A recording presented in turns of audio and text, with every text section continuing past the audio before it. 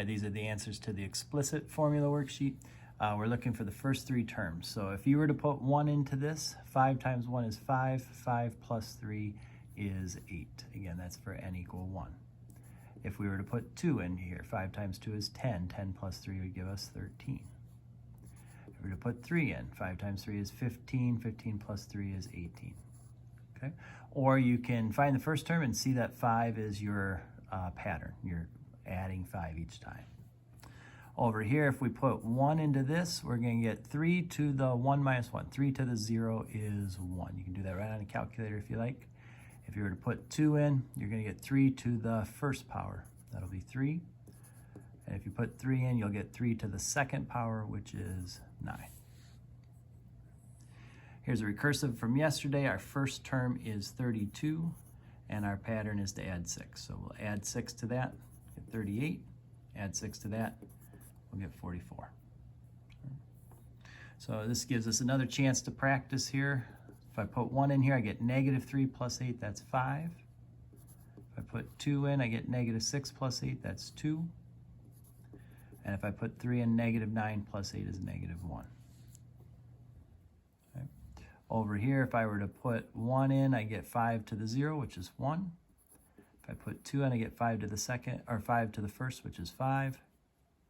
And if I put 3 in, I get 5 to the second power, which is 25. And then over here, my first term is 60, and the pattern is subtract 15. So we're going to minus 15 from this, and then minus 15 from this. Right?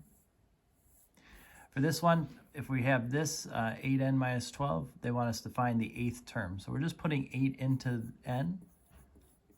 And so we're going to get 64 minus 12, which is 52. And then this one says, what would n have to be in order to get a term of 68? So then, in other words, we're going to set this equal to 68. If we add 12 to both sides, we get 80 equals 8n, and if we divide by 8, we get n equal to 10. Okay.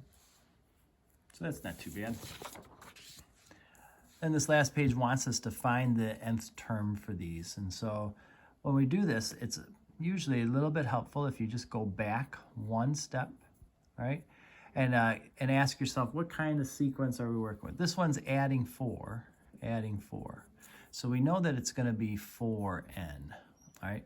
What I like to do is I like to go back one and find out, like, this n equals 0. What would that 0 term be? If I go back one, I'd be at 8. So that's our starting amount. Think about it, again, like y-intercept and slope. That's a good way to kind of think about this. Our y-intercept would have been 8. That's when n equals 0. And our slope is positive 4. And that's kind of what we're putting in here. Same thing on this one. This one's going down 6. That's our slope. So we're going to have negative 6 times n. And if we come back on this to n equals 0, we would have been at 39. So we add that in there. Okay. For these here, it's a little different because of its being a multiplying. So we're times 5, times 5, times 5.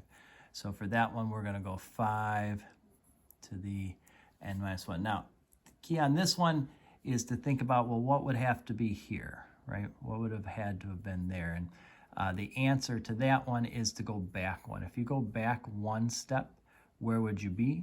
And we would be at 4/5. Right? So if we, actually, I'm sorry. When you do the n minus 1, you don't have to go back for this, which does make it a little bit easier, because now all we're going to do is just put that 4 in there. So that'll be our answer. 4 times the multiplier to the n minus 1. If you did it to the n, then we would have to go back to term 0. But this does make life a little bit simpler when we do that. Okay, so same idea here. What am I doing to get from term to term? I'm dividing by 3. So instead of writing divided by 3, let's write it as 1/3 to the n minus 1. And then again, we just have to put that 360 right in front. So the first term is going to go right in front. Multiplier to the n minus 1. Follow that format and you'll be in good shape.